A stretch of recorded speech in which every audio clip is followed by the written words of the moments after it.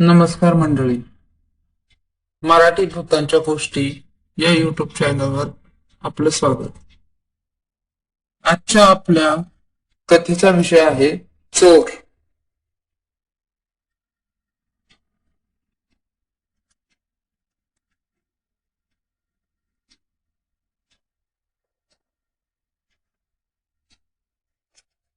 ही घटना आपल्याला दिल्ली युनिव्हर्सिटीमध्ये शिकणाऱ्या विशाल कुलकर्णी याने पाठवली आहे. मालचा महाल हा दिल्लीच्या सरदार वल्लभभाई पटेल रस्त्यावर आहे. जवळच एक रिक्षा स्टॉप आहे.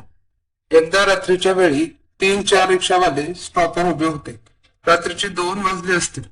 रस्त्यावर स्ट्रीट लाईटही चालू होते.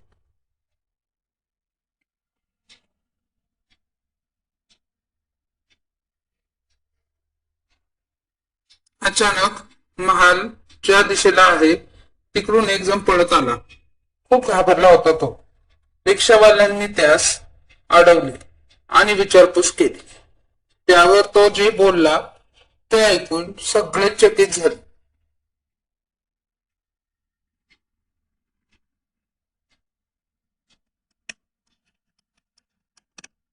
तो माणूस बोलला की मी एक चोर आहे आणि दिल्लीत नवीन आहे, त्यामुळे त्या महाल बद्दल काहीच माहीत नसणारा आहे. तो महाल एका आडबाजूला दिसला मला, म्हणून तिथे चोरी करण्याच्या उद्देशाने मी घुसलो.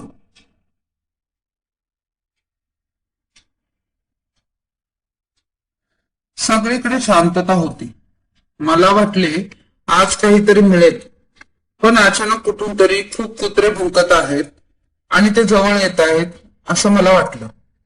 टॉर्चच्या उजेडात काहीच दिसत नव्हतं. थोडं थोडं पुढे गेलो. मला त्या घराचं दार दिसलं. पुढच्या दाराने जायला नको म्हणून मी मागचा दरवाजा शोधायला मागे गेलो. मी मागे जात होतो तसा तसा तो महाल संपतच नाहीये आणि त्याला मागची बाजूच नाहीये असं वाटत होतं आणि सारखं मागून कोणीतरी येत आहे असं वाटत होतं. मागे पाहिलं तर कोणीच दिसत नव्हतं, फक्त अंधार.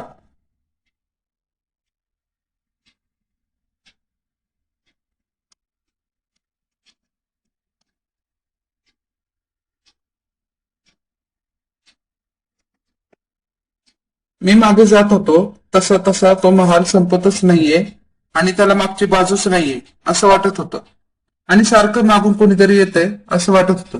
मागे पाहिलं तर कोणीच दिसत नव्हतं, फक्त अंधार.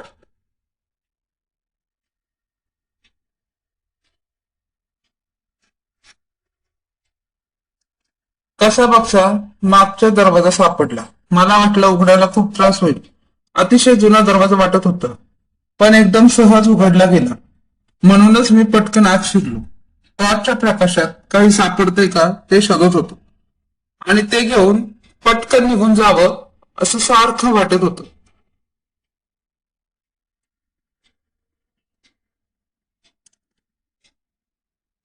कुत्र्यांच्या भुंकण्याचा आवाज बंद झाला होता. खूपच जास्त शांतता पसरली होती. थंड थंड हवा पसरली होती सगळीकडे. घरात म्हणजे त्या महालात सगळीकडे फक्त धूळ आणि माती जाळे होते. कोणीच राहत नाही असं वाटत होतं तिथे.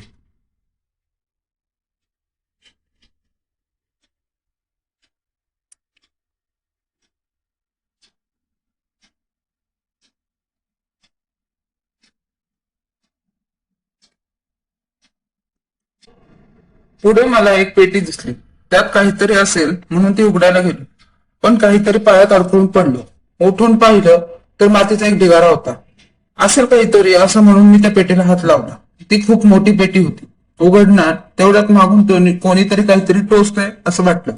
मागे पावळून पाहिलं तर एक केस मोकळे सोडलेली बाई रागाने पाहत होती आणि हाताची नखे माने टोचायला पाहत होती.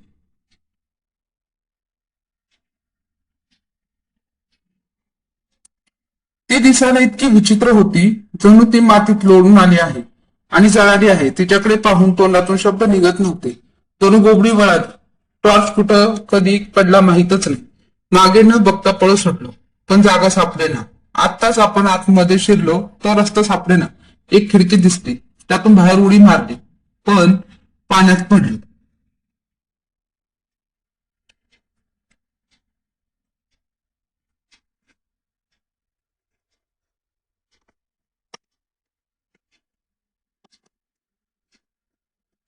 खिडकीच्या बाहेर गाळ साठलेलं रक्त होतं. कसा बसा बाहेर निघाल तरी कोणीतरी पळत येते मागे असं वाटत होतं. पाहिलं तर तीच बाई पळत येत होती आणि विचित्र हातवारे करत होती, जणू कोणाला तरी बोलावतीये. मी कंपाऊंड पर्यंत पोहोचलो. तिथूनच मगाशी मी आत शिरलो होतो, तरी आता तिथून मला चढता येत नव्हतं.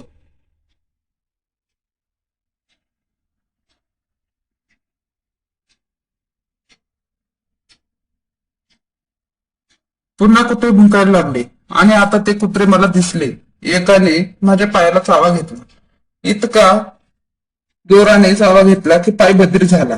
ती बाई गायब झाली होती. कसं बस कंपाऊंड वरून उडी मारली आणि पळत सुटलो.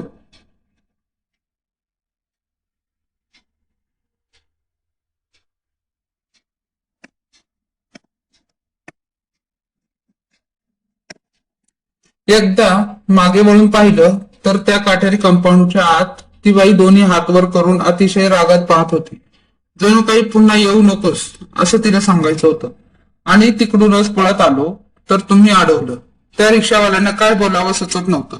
4 पैकी 3 रिक्षावाले घाबरून आपापल्या रिक्षा घेऊन निघून गेले. विशालचा मित्र त्यातला रिक्षावाला होता. तो मात्र थांबला होता.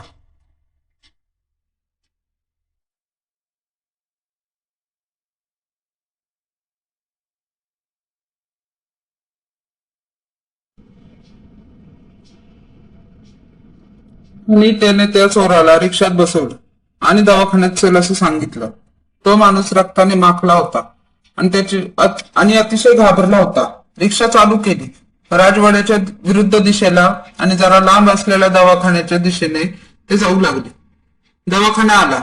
मित्राने मागे पाहिलं तर मागे कोणीच नाही. सीटवर माती लागलेली होती आणि रक्ताचे काही थेंबही होते.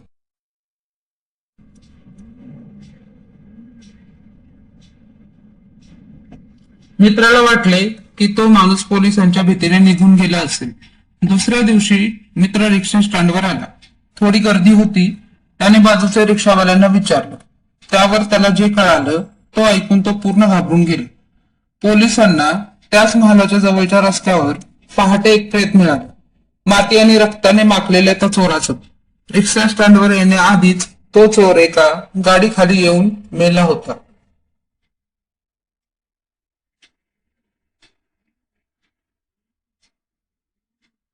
धन्यवाद.